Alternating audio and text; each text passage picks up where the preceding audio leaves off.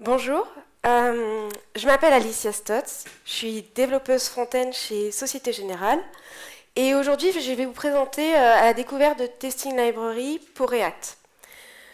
Donc comme le dit le fondateur de React Testing Library, Ken Sedot, plus finalement on va tester notre application comme l'utilisateur le ferait, plus on pourrait avoir confiance en nos tests.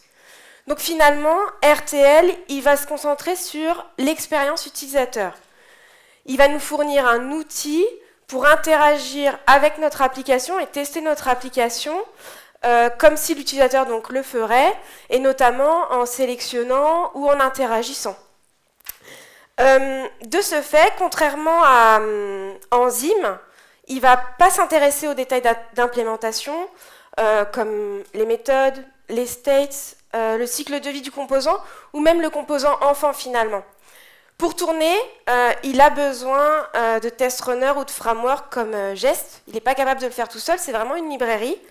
Et enfin, il est disponible de base dans Create React App. Donc pour vous présenter un peu les différentes fonctionnalités, je suis partie d'un use case assez simple. J'ai développé un Pokédex. Dans ce Pokédex, j'ai des Pokémon. Et ici sont représentées par cette carte Pokémon. Toutes mes informations, toutes mes données me viennent d'une API open source, PokéAPI. Et donc on va retrouver notamment le nom du Pokémon, son numéro et différentes informations. Donc la première fonctionnalité de RTL, assez importante pour finalement rendre notre HTML, c'est notre fonction de render. Et pour pouvoir y accéder à ce JSX et pouvoir interagir, le sélectionner ou faire nos assertions, ça va être la fonction de screen. Donc on va repartir de notre carte Pokémon que je vous ai présentée tout à l'heure. Je vais la rendre avec ma fonction de render et je vais y accéder avec ma fonction de screen. Ici, j'ai simplement fait un petit debug, ce qui finalement reviendrait à un console log, notre ami console log. Et je vais simplement lancer cette petite chose. Et vous allez pouvoir donc apparaître sur la console notre HTML de notre carte Pokémon que je viens de vous présenter. Donc on retrouve exactement les mêmes informations. On a le nom, le numéro, et sa taille, son poids, etc.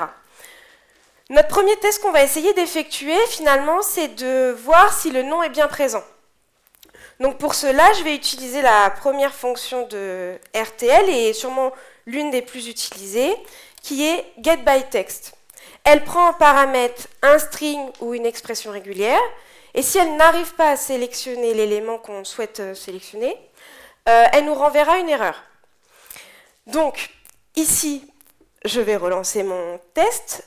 Vous vous doutez, comme je viens de faire un console log, je triche un petit peu parce que finalement, on avait vu que notre nom était présent, et donc vous voyez que mon test passe bien. Mais finalement, on pourrait scinder cette fonction en deux. D'un côté, on aurait le getBy qui correspondra à notre requête qu'on veut faire, et de l'autre côté, notre type de sélection, donc ici par mon texte. Reprenons, donc il en existe plein d'autres forcément de fonctions de sélection, et donc reprenons notre carte Pokémon de tout à l'heure, et ici j'ai mon petit bouton où quand je clique, j'affiche des informations complémentaires. Donc vous voyez ici, il n'y a pas de texte. Donc comment finalement je vais pouvoir tester si mon bouton est présent dans ma carte. Pour cela, on va se baser sur le rôle de notre composant, à savoir le ARIA label du composant. Ils sont toujours présents. On n'est pas obligé de les redéfinir, et d'ailleurs, il vaut mieux éviter d'un point de vue accessibilité.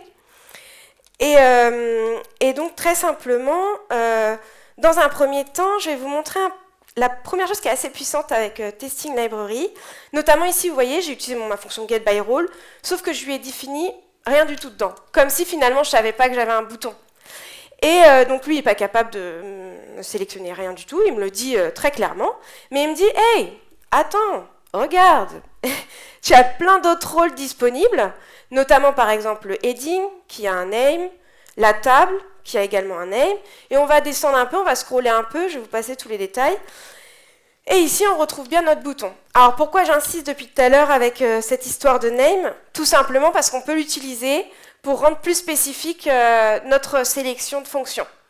Donc finalement, là, j'ai un peu triché parce que j'ai mis un bouton qui est de type link, mais imaginons que j'avais mis un bouton de type bouton et qui n'avait pas de texte également, comment je l'aurais sélectionné? C'est pour ça que je vous donne l'importance finalement du name, pas qu'une histoire d'accessibilité, même si c'est déjà un démarrage dans cette voie-là, mais c'est pour vous montrer que finalement, on peut le réutiliser. Donc je repars avec ma fonction getByRole qui prend toujours un string. Donc ici, on a bien vu que c'était mon histoire de bouton.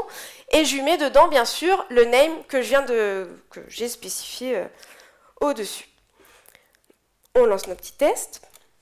Encore une fois, je triche un peu parce que finalement, j'ai console logué, je sais qu'il est présent, enfin bref, je sais son name, etc. Bon, je triche un peu, mais c'est juste pour vous montrer un peu le déroulé, finalement, comment j'en arrive à ça. On va reprendre exactement notre même carte Pokémon, mais cette fois-ci, si vous avez remarqué, j'ai pas mon bouton. Et donc, j'aimerais tester que dans certains cas spécifiques, mon bouton, il est nul, il n'est pas présent finalement. Donc, très bien, je reprends mes exemples de tout à l'heure. Je fais exactement la même commande que j'ai fait tout à l'heure avec mon getByRole, sauf que cette fois-ci, je vais tester la nullité. Je vais relancer mes tests. Et en aucun cas, j'ai un effet démo ici. Parce que la première chose que je vous ai dit quand je vous ai présenté le getBy, c'est cette fonction renvoie une erreur. Donc finalement, comme elle renvoie une erreur, elle est incapable d'aller jusqu'à la proposition de ne tester si c'est nul ou pas. Et finalement, Testing Library nous amène une nouvelle requête possible, cette fois-ci la queryBy, et qui permet donc de sélectionner des éléments qui potentiellement ne sont pas présents, et s'ils ne sont pas présents, je vais renvoyer nul. Et donc là, je peux tout à fait tester ma nullité. On va continuer un peu dans nos use cases, et notamment cette fois-ci, on va s'attaquer vraiment à notre Pokédex qui nous intéresse. On a nos fameuses cartes, toujours, sauf que cette fois-ci, ces Pokémon font partie de mon Pokédex. Et donc, qu'est-ce qu'on peut voir apparaître? On voit apparaître un petit label ici. Il y a des boutons qui ont un peu changé, parce que je peux les relâcher, etc. Enfin bref. Mon use case, j'aimerais tester que j'ai bien 2 Pokémon dans mon Pokédex. On part de cette base-là. Je vais récupérer mes labels. Je vais essayer de les sélectionner via le label Pokédex que j'ai rajouté sur mes cartes. Je le lance. Et là, une petite erreur. En effet, il est en train de me dire Testing Library, ok, mais moi je trouve qu'il y a plusieurs éléments avec Pokédex. Mais attends, c'est pas par hasard AllBy que tu voudrais utiliser? Et en effet, getBy ne nous permet pas de faire de la sélection multiple. Et pour pouvoir faire ce qu'on veut faire là actuellement, c'est-à-dire cette fameuse sélection multiple, je vais simplement rajouter le mot all dans ma requête. Je relance. Et ici, le test est passé. Donc si on résumait un peu la situation, pour pouvoir faire de la sélection multiple, on va utiliser le mot all, donc get all, quelque chose derrière. Query all, ça marche aussi, on peut faire de la sélection multiple sur des éléments potentiellement qui ne sont pas présents. Et puis tout à l'heure, je vous dis, on peut sélectionner de différentes façons. On a déjà vu le texte, on a vu le rôle, mais finalement, vous avez la liste exhaustive des autres fonctionnalités disponibles, à savoir, vous pouvez sélectionner par le title, par le label texte, par le placeholder. Et je vais vous montrer, donc dans mon dernier exemple, comment on peut les utiliser assez facilement. On passe à notre dernière situation. Cette fois-ci, très bien, j'ai mon Pokédex, j'ai mes cartes, je vais vouloir en attraper des nouveaux. Donc j'ai cette petite toolbar qui finalement nous donne le nombre de Pokédex que j'ai dans nombre de Pokémon, excusez-moi, que j'ai dans mon Pokédex, le nombre de Pokéballs que j'ai à ma disposition pour attraper mes nouveaux Pokémon et mon argent disponible. Donc parfait, je vais pouvoir avec ce petit outil ici, pouvoir rajouter des Pokéballs. Ça va donc incrémenter mon nombre de Pokéballs de 1 et décrémenter mon argent disponible. Et finalement, c'était ça que je vous disais tout à l'heure, RTL, c'était un peu sa puissance, enfin, Testing Library, c'était un peu sa puissance, à savoir pouvoir interagir et tester de la même façon que je viens de le faire. Donc, on va repartir sur nos tests. Et je vais utiliser une librairie que Testing Library fournit, à savoir les User Events, qui nous permettent de faire ces interactions que je viens de faire finalement moi avec ma souris. Je vais pouvoir les mimiquer dans mes tests. Donc, je vais simplement utiliser mon user event avec, il existe plein de fonctionnalités que vous pouvez utiliser, de méthodes possibles que vous pouvez utiliser sur les user events. Je vous laisse aller voir l'API. Ici, très simplement, on va utiliser le click. On va sélectionner exactement de la même façon qu'on le fait depuis tout à l'heure par le rôle, par mon petit bouton avec mon plus. Je vais récupérer le label où j'ai mon nombre de Pokéball via son title. Et enfin, je vais vérifier son contenu HTML pour voir si j'ai bien Pokéball 2.1.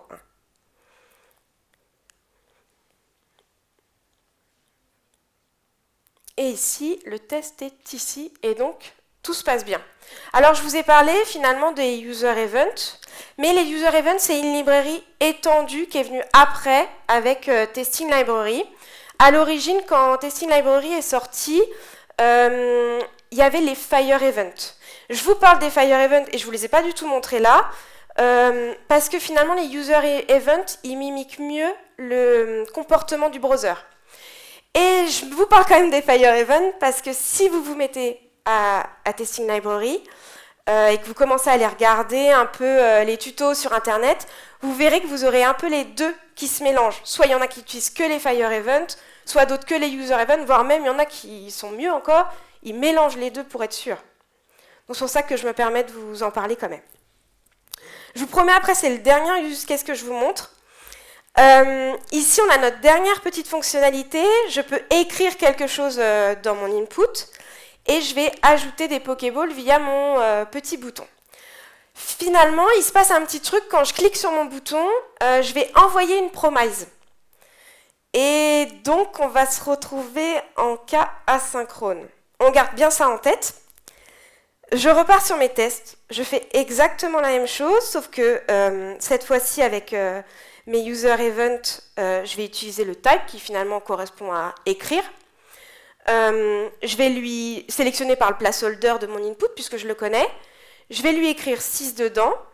Et je vais cliquer sur mon bouton de la même façon que tout à l'heure, récupérer le label, vérifier que dans mon input, j'ai bien la value qui est à 6. Et enfin, vérifier mon contenu HTML s'il est bien égal à 6. C'est pas du tout ça que je voulais faire. On relance nos petits tests. Ah, yes, merci beaucoup. Si je fais ça, ça va marcher mieux. Et donc, il se passe un truc qui, finalement, est prévu parce que c'est l'un des trucs que je vous ai dit de retenir. On est en cas asynchrone. Donc finalement, le getBy, si vous voyez, nous on attendait Pokéball 2.6 et là on se retrouve avec Pokéball 2.0. Parce que le getBy arrive avant que ma promise soit terminée. Donc Testing Library offre une dernière fonctionnalité pour requêter cette situation. Il s'agit du findBind. Et le findBind renvoie lui-même une promise. Donc on est obligé de mettre un petit await. Rien de... On sort pas trop... Voilà, c'est pas trop compliqué. On relance. Et là, notre test passe.